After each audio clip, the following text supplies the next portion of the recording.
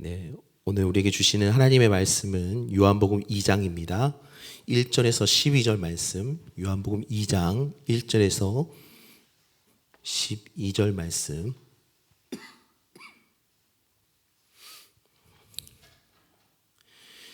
요한복음 2장 1절에서 12절 말씀 한 절씩 교독하여서 읽겠습니다. 사흘째 되던 날 갈릴리 가나에 혼례가 있어 예수의 어머니도 거기 계시고 예수와 그 제자들도 혼례의 청함을 받았더니 포도주가 떨어진지라 예수의 어머니가 예수에게 이르되 저들에게 포도주가 없다 하니 예수께서 이르시되 여자여 나와 무슨 상관이 있나이까 내 때가 아직 이르지 아니하였나이다. 그의 어머니가 하인들에게 이르되 너에게 무슨 말씀을 하시든지 그대로 하라 하니라. 거기에 유대인의 정결 예식을 따라 두세 통 드는 돌 항아리 6이 놓였는지라. 예수께서 그들에게 이르시되 항아리에 물을 채우라 하신즉 아기까지 채우나 이제는 떠서 연회장에게 갖다 주라 하심에 갖다 주었더니 연회장은 물로 된 포도주를 맛보고도 어디서 났는지 알지 못하되 물 떠온 하인들은 알더라. 연회장이 신랑을 불러 말하되 사람마다 먼저 좋은 포도주를 내고 취한 후에 낮은 것을 내거늘 그대는 지금까지 좋은 포도주를 두었도다 하니라. 예수께서 이 첫 표적을 갈릴리 가나에서 행하여 그의 영광을 나타내시매 제자들이 그를 믿으니라. 그 후에 예수께서 그 어머니와 형제들과 제자들과 함께 가버나움으로 내려가셨으니 거기에 여러 날 계시지는 아니하시니라. 아멘. 우리 함께 인사하겠습니다. 사랑합니다. 축복합니다. 은혜 가운데 승리하시기 바랍니다. 제가 감기에 걸려가지고 발음이 좀 안 들릴 수도 있지만 목소리는 오히려 더 은혜롭죠? 네, 점점 사회가 복잡해지고 다양한 가치들이 동등하게 중요시 여겨지는 시대가 되며 할 일은 많아지고 시간은 없어져 가고 있습니다. 더욱이 이러한 시기에 출산율도 낮아져 있고 주 5일제에서 주 4.5일제 절대적인 노동시간도 감소될 이런 사항들이 있는데 이렇게 시간이 부족하고 일손이 부족해 가는 것이 이 현대사회의 현실입니다. 그런데 이런 현실 속에서 사람들이 어떤 것을 추구하게 되냐면 편리함과 효율성을 추구하고 있는 것 같습니다. 이 편리함과 효율성은요, 우리에게 한정된 자원들로 중요한 가치를 창출하기 위해서 어쩌면 너무나 필연적이고 필요한 것입니다. 그러나 이것들을 너무 과하게 추구하게 되면 여기에 큰 한정이 생기게 됩니다. 이 오늘날의 많은 사람들이 이 편리함과 효율성을 쫓아가게 되는데요. 이 편리함과 효율성은요, 우리의 시선을요, 우리 안에 집중되게 하고 생명으로부터 관심을 멀어지게 하는 경향이 있습니다. 자연스레 우리 자신만 돌보게 만든다는 것이죠. 오늘 말씀에서 예수님께서는요, 세상에서 찾아볼 수 없는 비효율적인 그 비효율성으로 가장 효과적인 하나님의 역사를 나타내는 새 포도주의 역사를 보여주십니다. 그 새 언약의 원리를 보여주고 계신 것입니다. 오늘 말씀을 통해 세상의 가치나 기준이 아니라 예수님의 기준으로 우리의 삶의 태도를 새롭게 정립할 수 있는 저와 여러분이 되실 수 있기를 바랍니다. 자, 먼저 이 본문 많이 보셨죠? 보통 어떤 설교 많이 들으셨나요? 자, 첫 번째 이 본문은 믿음과 순종에 대해서 말씀하고 있습니다. 자, 5절 말씀 함께 다시 한번 읽겠습니다. 그의 어머니가 하인들에게 이르되 너희에게 무슨 말씀을 하시든지 그대로 하라 하니라. 아멘. 이 3절, 4절을 읽으셨겠지만 이거 보시면 예수님께서 어머니 마리아의 요청을 거절하신 것처럼 읽혀지실 것입니다. 제가 마리아였다면 쉽게 포기하고 그냥 현실에 수긍하고 말았을 것 같아요. 여러분들 자녀들이 이렇게 요구에 거절하게 되면 어떻게 하시나요? 계속 요구하실 수 있나요? 요즘에 그런 것도 많이 어렵죠. 근데 마리아는요, 믿음으로 예수님께서 이 상황을 해결해 주실 것을 믿고 바라봤습니다. 때문에 하인들에게 무슨 말씀을 하시든지 그대로 하라라고 부탁했던 것입니다. 자, 그러면 하인들은 어떻습니까? 이 하인들은요, 믿음은 조금 부족했던 사람들일지 모릅니다. 그들은요, 예수님께서 왜 돌 항아리에 물을 담으라고 했을까? 알지 못했습니다. 그러나 그럼에도 불구하고 순종했고 놀라운 역사를 경험하게 됩니다. 다른 사람들은요, 이 놀라운 역사가 예수님으로 인함인지 알지 못했습니다. 그러나 마리아와 하인들, 그리고 나중에 나오지만 제자들은 알고 있었습니다. 믿음의 역사는요, 믿음으로 순종하는 자들을 통하여 이루어질 뿐 아니라 그들만이 경험하고 알 수 있는 것입니다. 믿음의 역사는 바로 믿는 자들에게 주어진 놀라운 특권입니다. 우리가 환호를 위해서 기도하고 또 어려운 문제가 있는 지체를 위해 기도할 때 하나님께서 그 기도에 응답하시고 놀라운 일을 이루신다 할지라도 믿음이 없는 자들은 그 일을 누릴 수 없게 됩니다. 얼마 전에 제가 이런 일이 있었습니다. 전도 대사장자 한 분을 만나서 이야기를 나눴는데요. 그분은 굉장히 강성불교예요. 나는 뼛속부터 불교다 이렇게 말씀하시는 분인데, 이분이 그렇게 된 이유가 있습니다. 그분이 결혼을 굉장히 늦음하게 하셨는데 그 늦게 한 데다가 자녀도 없는 거예요. 자녀가 한 10몇 년 동안 없으셨대요. 근데 불교라고 절에 가가지고 치성을 드리다가 자녀를 얻었다고 합니다. 자, 믿음이 있는 우리가 보기에는 이거 어떤 사건이죠? 생명이 주인이 오직 주님이시기 때문에 그 일이 주님께서 이 가정에 베푸신 은총임을 알며 우리는 놀라워하며 하나님께 영광을 돌릴 수 있습니다. 그러나 이분은 어때요? 내가 절에서 치성을 드려서 노력을 통해서 앞으로도 내가 이렇게 하면은 잘 되겠다, 앞으로도 이렇게 되는 것이죠. 마태복음 12장 28절 말씀입니다. 그러나 내가 하나님의 성령을 힘입어 귀신을 쫓아내는 것이면 하나님의 나라가 이미 너에게 임하였느니라. 아멘. 예수님께서 귀신을 쫓아내셨는데요, 그 사건을 해석하는 시선이 다른 겁니다. 바리새인과 서기관들은요, 바알세부를 힘입었다 이렇게 주장했고요, 예수님께서는 무엇을 말씀하십니까? 하나님의 나라가 이미 임함을 보여주신 것이라 말씀하신 것입니다. 하나님께서 통치하고 계시다는 것을 보여주셨다는 것이죠. 우리 가운데 일어나는 수많은 사건들을 우리는 믿음의 렌즈로 보느냐 아니면 나의 이성과 합리로 보느냐의 해석의 차이를 낳게 되는 것입니다. 만약 우리 삶 가운데 일어나는 놀라운 일들을 하나님의 일하심이라고 믿는 사람들은 감사와 영광과 기쁨으로 살아가게 되지만, 우연으로 생각하거나 나의 어떤 행위 또는 잘함으로 인함이라고 생각한다면 내가 운이 좋은 사람이거나 내가 뛰어난 사람이거나 나를 높이게 되는 결과를 낳게 되는 것입니다. 여러분, 우리의 삶 가운데 어려운 일들이 생길 때, 그 일들을 바라볼 때 하나님께서 우리를 사랑하시고 모든 일을 주관하신다는 믿음을 가지고 있으면 우리는 하나님의 놀라운 계획을 소망하게 됩니다.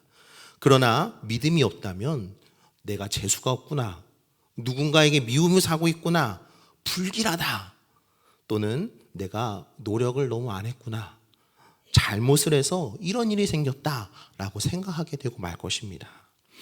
오늘 결혼식 가운데 생긴 일을 보고 예수님을 신뢰한 마리아와 하인들이 있었습니다. 그리고 그들은 하나님의 놀라운 역사를 알아보고 예수님을 알게 된 것입니다. 오늘 우리의 삶 가운데도 믿음으로 하나님의 놀라운 은혜 가운데 구경꾼이 되는 것이 아니라 누리는 자들이 되실 수 있기를 축복합니다. 우리는 주님을 향한 이러한 믿음을 가져야 할 것입니다. 자, 그렇다면 우리가 어떤 믿음을 가지고 어떤 믿음의 행동을 보여야 하는 것일까요? 자, 오늘 주님께서 역사하신 사건을요, 조금 더 면밀히 살펴보면요, 어떤 특정 사건들을 연상시키는 장치들이 곳곳에 배치되어 있는 것을 보게 되는데요. 4절 말씀 함께 읽겠습니다. 예수께서 이르시되 여자여 나와 무슨 상관이 있나이까? 내 때가 아직 이르지 아니하였나이다. 아멘. 자, 예수님께서 마리아에게 이 반응을 하신 것이 혹시 이해가 가십니까? 자, 이후에 전후 사건을 생각하면 조금 이상하죠. 때가 이르지 않았으니까 이적을 베푸지 않으셨다면 굉장히 자연스러웠을 텐데 이적을 베푸셨죠. 또 이적을 베푸셨을 것이라면 왜 때를 언급했냐는 것이죠. 나와 무슨 상관이 있나이까? 이것은 예수님께서 어머니 마리아에게 말씀하신 것입니다. 자, 어머니와 아들 사이에서는 굉장히 불편한 표현이죠. 제가 우리 어머니한테 어머니 저랑 무슨 상관이 있으세요? 자, 이렇게 생각해 보시기 바랍니다. 이거는 굉장히 불편한 표현인 것이죠. 근데 이 대화는요, 예수님과 어머니 마리아의 독특한 관계 가운데 여러분들이 살펴보셔야 합니다. 자, 마리아는요, 메시아를 수태할 것을 들었고요. 요셉을 알기 전에 성령으로 잉태한 것이 나타났습니다. 그리고 그 아들이 태어나 예수님이 자라나고 있었어요. 마리아도요, 메시아 신앙을 가지고 있던 하나님의 백성이었습니다. 이 하나님의 나라가 이루어지는 이 심판, 구원의 날이 일어날 것을 굉장히 기대하고 있었을 겁니다. 자, 그런데 한번 생각해 보십시오. 요셉과 결혼하기 전에 이미 예수를 잉태하였습니다. 또 그분이 메시아다, 성령으로 잉태하였다, 이렇게 다른 사람들한테 얘기를 하지 않았습니까? 물론 부부가 애굽에 갔다 왔기 때문에 주위 이웃들은 좀 그런 사건을 잘 모를 수 있어요. 근데 가족들은 어떨까요? 그분의 가족들은 다 알고 있지 않습니까? 이 마리아 입장에서는 신앙적으로나 인간적인 생각으로나 예수님께서 빨리 메시아이심을 드러내야 되는 거죠. 안 그러면 자기는 계속 억울한 상태에 있는 거죠. 자, 마리아는 예수님께 저들이 포도주가 없다고 말하였지만 예수님께서는 마리아의 마음을 알고 계셨기 때문에 메시아 사역의 때가 아직 이르지 아니하였다라고 말씀하신 것입니다. 요한복음에서 이 때에 관한 표현이 종종 등장하는데요. 하나님 나라의 비밀이 예수 그리스도의 그 공생애 가운데 점진적으로 드러나고 있는 것을 요한복음 가운데 보게 되실 것입니다. 그러므로 예수님께서 아직 때가 이르지 않았다라고 말씀하신 것은 본격적으로 구원 사역을 시작하시는 하나님의 타임라인이 아직 시작되지 않았다라는 의미인 것입니다. 자, 그렇다면 오늘 말씀에서 일어난 이 이적은 대체 무엇입니까? 이에 대해서는 여러 가지 해석이 있지만 오늘 저는 이것을 표징이라고 보겠습니다. 무언가를 가리킨다는 의미입니다. 예수님께서는 앞으로 있을 구원 사역이 어떤 모습을 가지고 있는지 믿음을 가진 마리아와 하인네가 제자들에게 나타나셨다는 것입니다. 예수님께서 하인들에게 무엇이라고 명령하셨는지 우리 살펴보면서 이것이 어떤 의미인지 보겠습니다. 자, 6절, 7절 말씀 함께 읽겠습니다. 거기에 유대인의 정결 예식을 따라 두세 통 드는 돌 항아리 6이 놓였는지라. 예수께서 그들에게 이르시되 항아리에 물을 채우라 하신즉 아기까지 채우니. 아멘. 자, 우리가 이 주목할 것은요, 이 포도주로 변한 물을 담은 이 돌 항아리입니다. 이 돌 항아리가 무엇이라고 되어 있죠? 정결 예식을 따라 쓰는 물을 담는 돌 항아리라고 되어 있습니다. 두세 통이라고 되어 있는데요. 이건 리터 단위로 하면 약 100리터 정도라고 생각하시면 됩니다. 이 마태복음 15장과 또 마가복음에서 장로들의 전통이라고 하여서 손을 씻지 않고는 음식을 먹지 않는다고 얘기되었습니다. 이때 쓰이는 것이 바로 이 돌 항아리인 겁니다. 이 정결 예식에 쓰이는 물은 다 썼습니다. 사람들이 굉장히 많이 왔다는 거죠. 잔치가 굉장히 무르익었습니다. 그 잔치에 큰 기쁨을 주었던 포도주들도 다 사용되어졌습니다. 이 잔치에는 포도주가 떨어졌습니다. 이제 더 이상 기쁨이 없을 것만 같았습니다. 그런데 예수님께서 정결 예식에 쓰이는 이 돌 항아리에 물을 채우라고 말씀하십니다. 물이 변화해서 포도주가 될 거라고 예상하기는 정말 어려웠을 것입니다. 상상도 못했겠죠. 하인들은 어쩌면 예수께서 잔치 음식을 즐기는 손님들을 위해 정결 예식을 위한 물을 채우거나 또는 나가는 사람들이 다시 손을 씻게 하는 정결 예식을 하기 위해서 그렇게 물을 채웠을 것이다, 이렇게 생각했을지도 모릅니다. 그러나 그 채워진 물은 포도주가 되었습니다. 돌 항아리 안에 든 물은 사람을 정결하게 하였습니다. 그러나 그것은 물이 특별하거나 돌 항아리가 특별해서가 아니었습니다. 그 약속을 주신 분이 특별한 분이시기 때문이었습니다. 물로 정결하게 됨은 사람들이 그 정결 예식을 위해 열심히 물을 채워서가 아니라 하나님의 약속으로 인함이었습니다. 바로 약속을 믿음으로 받음으로 능력이 생긴 것입니다. 그리고 이제 그 물이 포도주로 변하였고 잔치 가운데는 이전보다 더 큰 기쁨이 있었습니다. 오늘 본문 말씀의 이적은요, 정결 예식에 쓰였던 물이 변하여 포도주가 되므로 그 잔치에 더 큰 기쁨이 되었던 것처럼 그 정결 예식도 새로운 것으로 대체될 것을 보여주고 있다는 것입니다. 이 포도주가 나중에 어떤 의미로 쓰이게 되는지는 알고 계실 것입니다. 하지만 다만 본문 말씀에선 거기까지는 이야기하고 있지는 않습니다.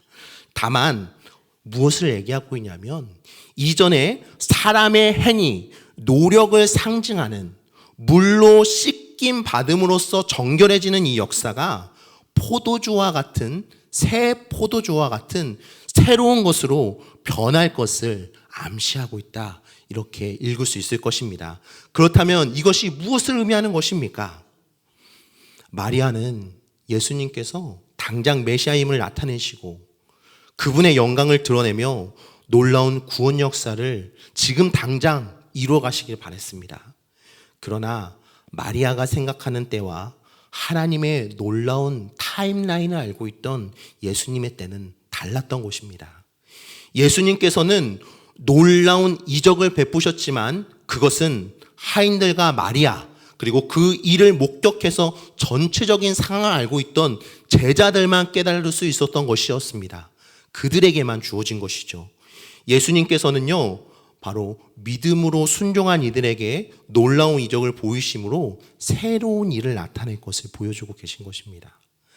그리고 오늘날 이 본문 말씀 전체를 읽을 수 있고 요한복음을 통틀어 알 수 있는 우리에게는 새로운 의미를 나타내십니다. 바로 사람을 정결하게 하는 것이 무엇인지, 생명을 공급하며 놀라운 기쁨을 주는 것이 무엇인지 말씀하여 주시는 것입니다. 그것은 바로 예수 그리스도이십니다. 정결의 식에 쓰이는 물이 특별하거나 포도주로 변한 이 물이 특별한 것이 아니었습니다. 그렇게 이루신 그 정결의 식을 하도하는 하나님의 약속이 특별하며 그런 이적을 나타내신 예수님의 능력이 특별하신 것이었습니다. 사랑하는 여러분, 그리고 우리는 이 잔치에서 한 가지 놀라운 원리를 한 가지 발견하게 됩니다. 그것은 바로 예수님께서 이 놀라운 이적이 그 잔치집에 결핍을 채우게 하고 기쁨을 풍성하게 하셨는데 이 능력을 행한 것이요, 굉장히 비효율적이었다는 사실인 것입니다. 10절 말씀 함께 읽겠습니다. 말하되 사람마다 먼저 좋은 포도주를 내고 취한 후에 낮은 것을 내거는 그대는 지금까지 좋은 포도주를 두었도다 하니라. 아멘. 이거 보십시오. 세상의 방식, 효율적인 것은 뭐죠? 겉모양만 꾸미는 겁니다. 좋은 포도주를 내놓아서 그들의 기쁨을 채우고 취하여서 더 이상 분별하지 못할 때 좋은 포도주를 내놓지 않고 나쁜 포도주를 내놓는 거죠. 그런데 예수님께서 행하신 이적은 뭐였습니까? 오히려 나중에 좋은 포도주를 내놓기 위하여 이적을 행하셨습니다. 여러분, 이것은 무엇을 의미합니까? 예수님께서는 단순히 잔치지 손님들의 기쁘게 하거나 그들이 예수님의 이적으로 인해 칭송하게 하기 위함이 아니었다는 것입니다. 예수님께서 그 이적을 베푸심은 그들의 필요에 집중되어 있었습니다. 특별히 하인들과 마리아, 제자들에게 집중되어 있었습니다. 여러분, 이 일을 한번 생각해 보십시오. 천지를 지으셨고 모든 것을 능하신 분이 겨우 잔치집에 즐기기 위한 포도주를 공급하는 그 필요를 채우기 위해서 위대하신 그분의 능력을 사용했습니다. 도저히 세상은 이해 못할 일입니다. 보통 잔치집이었다면 좋은 포도주 내놓지 않았을 것입니다. 포기해도 되는 문제입니다. 그러나 예수님께서는 필요를 채우시기 위해 하나님의 놀라운 능력을 사용하셔서 물을 포도주로 만드셨습니다. 사랑하는 여러분, 하나님께서는 위대하고 높으신 분입니다. 그러나 그분의 역사는 가장 사소하고 작은 곳에도 머뭅니다. 이것이 얼마나 비효율적인 일입니까? 이에 대해 팀 켈러 목사님은 이런 표현을 사용하십니다. 탕부 하나님이시다. 그분은 낭비되었다. 과도하게 사용하셨다. 주님 앞에서 먼지와 같은 인생들, 하나님을 대적한 죄인들의 그 인생 가운데 그 작고 사소한 것 하나하나까지 돌보시는 하나님을 여러분은 상상하실 수 있겠습니까? 그런데 주님께서 그렇게 하셨습니다. 그것을 우리가 어떻게 알 수 있습니까? 십자가에 선명하게 드러나 있는 것입니다. 로마서 5장 8절 말씀 함께 읽겠습니다. 우리가 아직 죄인 되었을 때 그리스도께서 우리를 위하여 죽으심으로 하나님께서 우리에 대한 자기의 사랑을 확증하셨느니라. 아멘. 하나님께서는 하나님을 대적하고 반역하여 하나님보다 다른 것들을 사랑하는 우상 숭배하고 하나님을 떠난 자들을 사랑하셔서 부르시고 믿음을 허락하셔서 그 믿음에 따른 놀라운 복과 구원을 누리게 하셨습니다. 그리고 그를 위해서 어떤 대가를 치르셨습니까? 독생하신 아들, 곧 하나님 그분이신 예수 그리스도께서 우리 죄를 대신해서 죽으셨습니다. 여러분, 십자가 위에 그 놀라운 사랑과 공의가 있습니다. 이것이 세상적으로 보면 얼마나 말이 되지 않는 일입니까? 너무나 비효율적입니다. 그러나 하나님의 성품은 바로 하나님께서 이러한 분이시다는 것을 보여주고 있는 것입니다. 사랑하는 여러분, 예수 그리스도로 인해 구원받은 우리의 사역들도 이렇게 낭비되어집니다. 우리 귀한 권사님들, 집사님들, 우리 담임 목사님, 그 일생의 수고, 헌신, 장로님들의 그 교회에 대한 사랑이 이 안양속수로교회에 향한 하나님의 놀라운 일에 사용되었습니다. 그 젊음과 모든 수고가 사용되어졌습니다. 그것은 세상적으로 보면 낭비되는 일입니다. 많은 비용이 들고 젊음과 청춘, 얼마나 많은 정신적 소모가 가슴 아픔을 겪어야 했습니까? 그러나 여러분, 사실 이 예수 그리스도의 십자가는 하나님의 사랑은 비효율적이도 낭비되어지지도 않습니다. 바로 그 대가로 생명을 구원하기 때문입니다. 생명을 구원한다는 것은 그만큼 놀라운 일이기 때문입니다. 우리의 헌신은 예수님의 그 십자가 사랑을 볼 때 너무나 보잘것없습니다. 그러나 예수님께서 그 십자가 위에 그 고귀하신 피를 흘리심으로 낭비되었기에 우리의 이 작은 헌신을 통하여 하나님의 그 놀라우신 구원 사역이 이루어질 수 있는 것입니다. 사랑하는 여러분, 예수님의 이 놀라운 구원을 믿는 자라면 그동안의 수고와 헌신, 그리고 또 앞으로 우리가 감당해야 할 모든 순종과 봉사의 손길들을 더욱 귀하게 여기실 수 있기 바랍니다. 우리의 모든 섬김은 세상이 보기엔 낭비일 수 있습니다. 그러나 예수 그리스도께서 십자가 위에서 가장 비효율적이고 위대한 낭비를 하셨기에 우리의 사역은 더 이상 낭비가 아닙니다. 그 가운데 형용할 수 없는 빛나는 아름다운 열매가 맺혀왔고 또 그렇게 될 것입니다. 우리의 섬김은 작은 일입니다. 그러나 작고 사소한 것도 돌보시는 하나님께서 세상이 볼 때는 너무나 낭비하고 비효율적인 그분의 위대한 사랑으로서 놀라운 구원의 역사를 이루어 가실 줄 믿습니다. 오늘 말씀을 기억하실 때 예수님의 가나안 혼인잔치의 이적이 놀라운 구원의 역사를 가리키고 있고 나타내고 계심을 발견하시고 믿음의 순종함으로 세상의 기준으로 내게 맡겨진 일들만 감당하는 것이 아니라 우리를 위하여 모든 것을 내어주신 하나님의 사랑의 방식으로 바라봄으로 큰 기쁨과 찬양으로 살아가실 수 있는 저와 여러분이 되실 수 있기를 주님의 이름으로 간절히 축원을 드립니다. 우리 함께 찬양하고 기도하겠습니다. 삶의 작은 일에도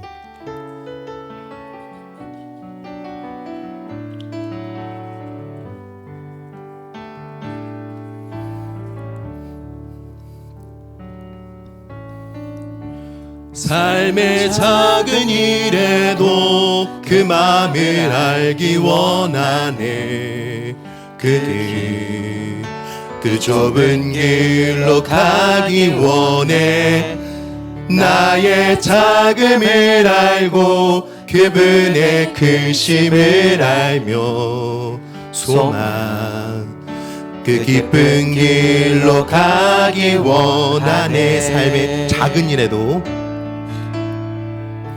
삶의 작은 일에도 그 맘을 알기 원하네. 그 좁은 길로 가기 원해. 나의 작음을 알고 그분의 크심을 알며 소망 그 깊은 길로 가기 원하네. 저 높이 솟은 산이 되기보다 여기 오름직한 동산이 되길.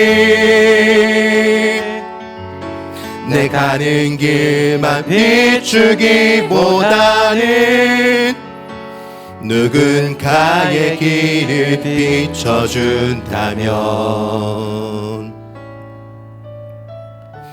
내가 노래하듯이 또 내가 얘기하듯이 살기 난 그렇게 죽기 원하네. 삶의 한 절이라도 그분을 담기 원하네. 사랑 그 높은 길로 가기 원하네. 그 좁은 길로 가기 원하네. 그 깊은 길로 가기 원하네. 우리 함께 주님의 마음을 생각하며 합심하여 기도하기 원합니다. 때로는 우리의 섬김과 헌신들, 이런 수고들이 그런 생각이 들 때가 있습니다. 주님, 저희가 굳이 이렇게까지 해야 되나요? 우리가 이렇게까지 꼭 해야 하나요?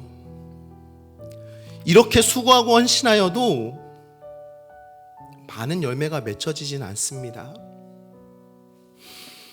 그런데 그런 마음을 주님께 올려드릴 때 주님의 십자가가 우리의 눈에 선히 보입니다. 주님께서는 우리 같은 죄인을 위해서 하나님의 그 놀라우신 사랑과 능력을 낭비하시고 모든 피를 그 십자가에 흘리셨습니다. 주님, 우리가 주님을 향한 사랑과 섬김을, 그 은혜를 흘려보낼 때 그 십자가 사랑을 기억하게 하여 주시옵소서. 세상이 보기에는 이해할 수 없고 너무나 비효율적이지만 주님의 십자가 때문에 이 아름다운 사역에 놀라운 생명을 낳게 하시는 하나님의 피 흘리심이 있었기에 우리가 순종으로 나가기 원합니다. 믿음으로 기대하기 원합니다. 우리에게 맡겨진 그 작은 자리에서 섬김을 감당할 수 있길 원합니다. 우리 다 같이 합심하여 결단하며 주님 앞에 기도로 나아가겠습니다. 사랑하시는 하나님 아버지,